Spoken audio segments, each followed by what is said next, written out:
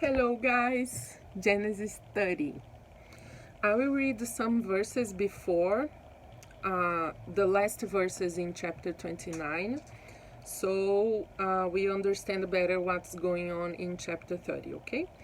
So, verse 31, chapter 29, then I continue one time with chapter 30. The children born to Jacob. When the Lord saw that Leah was loved less than Rachel, he made it possible for her to have children, but Rachel remained childless. Leah became pregnant and gave birth to a son. She said, "The Lord has seen my trouble, and now my husband will love me." So she named him Reuben. She became pregnant again and gave birth to another son. She said, "The Lord has given me this son also, because he heard that I was not loved." So she named him Simeon. Once again she became pregnant and gave birth to another son. She said, "Now my husband will be bound more tightly to me, because I have borne him 3 sons." So she named him Levi. Then she became pregnant again and gave birth to another son. She said, "This time I will praise the Lord." So she named him Judah. Then she stopped having children. But Rachel, now chapter 30, but Rachel had not borne Jacob any children, and so she became jealous of her sister and said to Jacob, "Give me children, or I will die." Jacob became angry with Rachel and said, "I can't take the place of God. He is the one who keeps you from having children." She said, "Here is my slave Bilhah. Sleep with her so that she can have a child for me. In this way I can become a mother through her." So she gave Bilhah to her husband, and he had intercourse with her. Bilhah became pregnant and bore Jacob a son. Rachel said, "God has judged me in my favor. He has heard my prayer and has given me a son."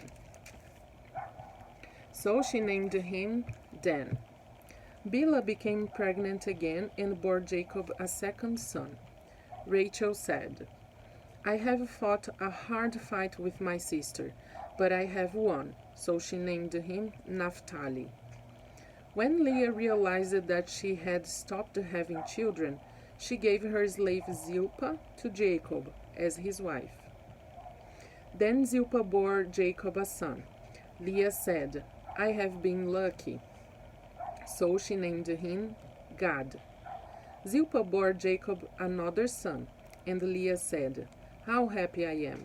Now women will call me happy." So she named him Asher. During the wet harvest, Reuben went into the field and found mandrakes, which he brought to his mother Leah. Rachel said to Leah, "Please give me some of your son's mandrakes." Mandrakes were a fruit believed to make women fertile. So women would eat this fruit and become fertile. That's why Rachel really wanted this fruit. Okay, 15. Leah answered, "Isn't it enough that you have taken away my husband? Now you are even trying to take away my son's mandrakes?"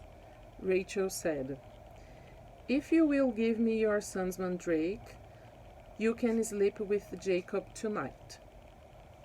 When Jacob came in from the fields in the evening, Leah went out to meet him and said, "You are going to sleep with me tonight, because I have paid for you with my son's mandrakes."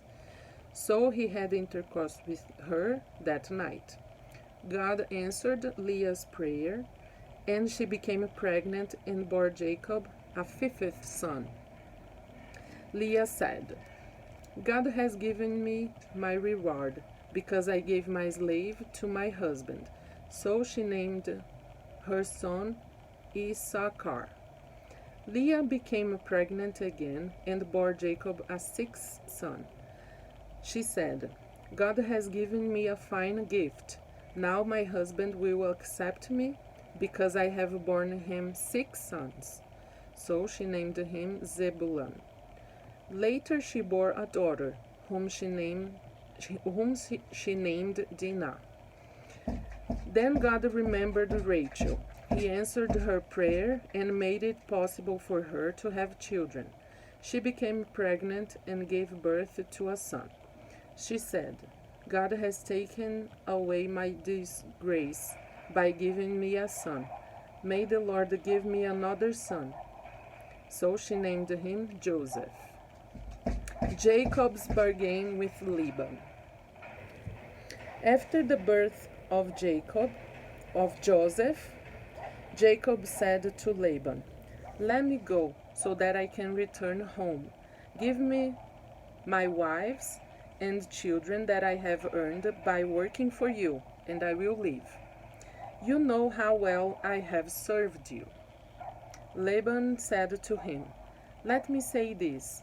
I have learned by divination that the Lord has blessed me because of you. Name your wages, and I will pay them. Jacob answered, you know how I have worked for you and how your flocks have prospered under my care. The little you had before I came has grown enormously, and the Lord has blessed you wherever I went. Now it is time for me to look out for my own interests.